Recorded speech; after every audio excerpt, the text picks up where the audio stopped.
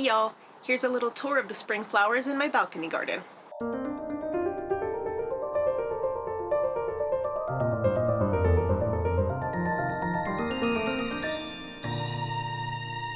So here's the space we're working with. It's, pretty small for a garden, but pretty big for a balcony. As you can see, I've crammed a lot of pots in here.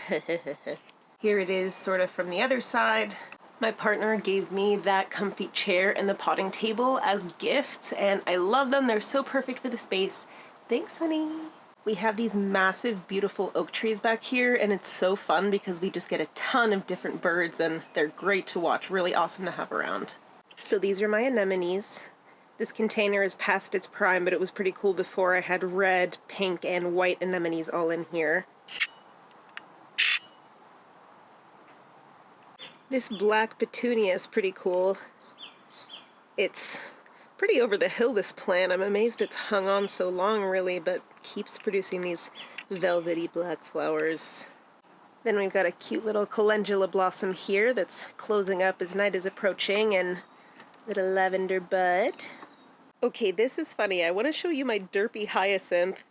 If you know what a hyacinth looks like, it's not supposed to look like this.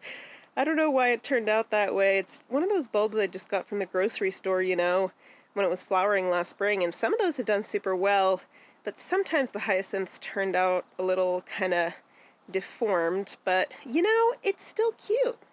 That's the tail end of some purple stalk right there, and some little daffodils starting to go. Pink stalk down here.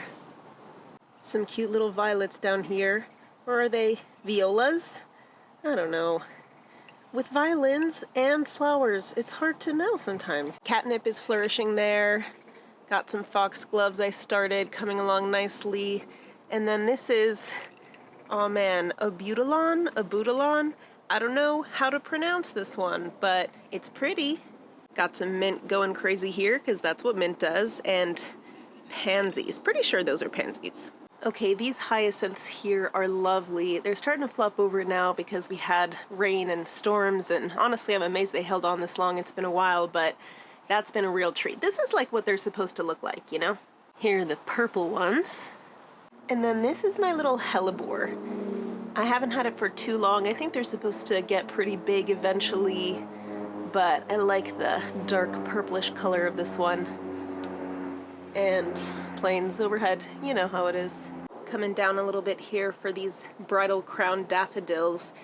These I also got from the grocery store and saved the bulb, planted it again. These have been doing just fine. I think they're so adorable with those yellow centers, and they smell incredible. Does anybody else think that these flowers just smell so amazing?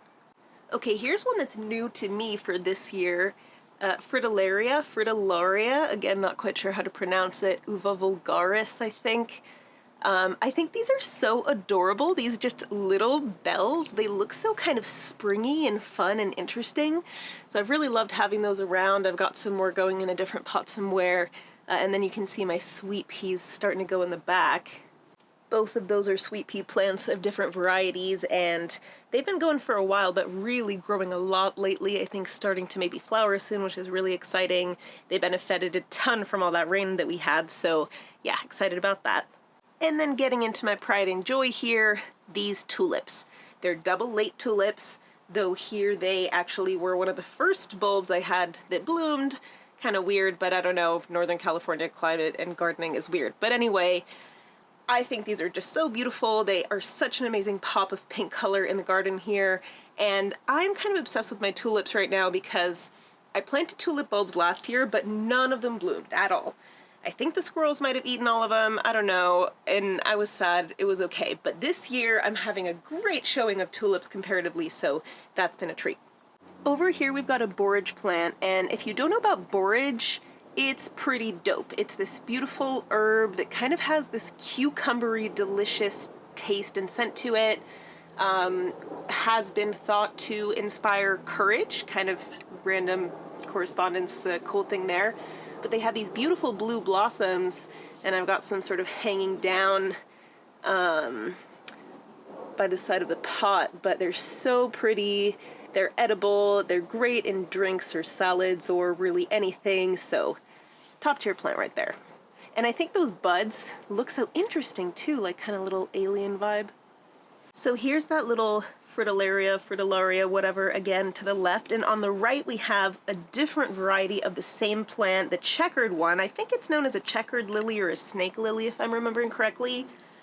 But what's really cool for me about this one is that it's actually the flower of the region in Sweden where my mom and her family are from. So it has this, you know, symbolic meaning for me, and the fact that I was able to order it and plant it and grow it here and have a little piece of that in my garden is just so wonderful. Okay, this one, I wish it were in a better state right now to show you. I don't really have a full nice flower on this one right now, but this is a Cherokee Sunset Rudbeckia, and I just think it's so beautiful.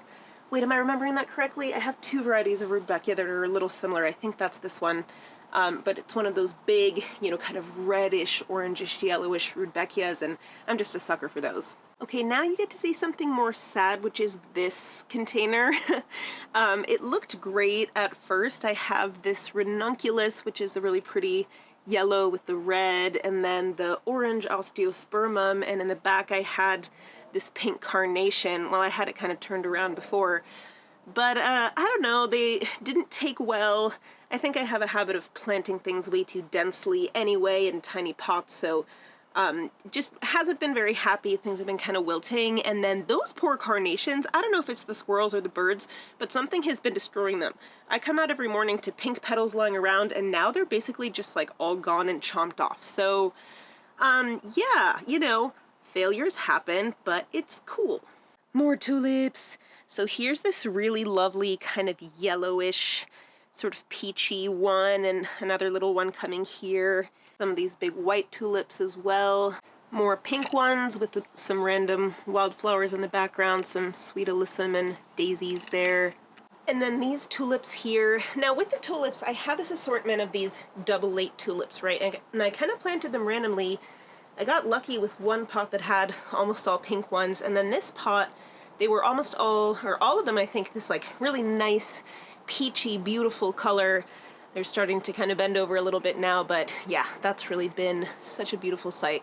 Okay, in this bed things are a bit chaotic, not gonna lie. I have a wildflower mix in here, but right above this is the spot where I usually put out food for the local crows and ravens, and the squirrels also get into it, and the other birds, and I just have all kinds of critters and birds kind of tromping around in here and burying and digging stuff up, and it's kind of a mess. So I get some wildflowers sometimes. It's fine. And then finally here we have some lovely daffodils.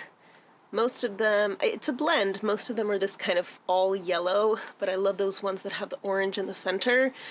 And they have a nice little fragrance to them, and it just, oh, makes my heart sing to see all these flowers, and hope you enjoy them too.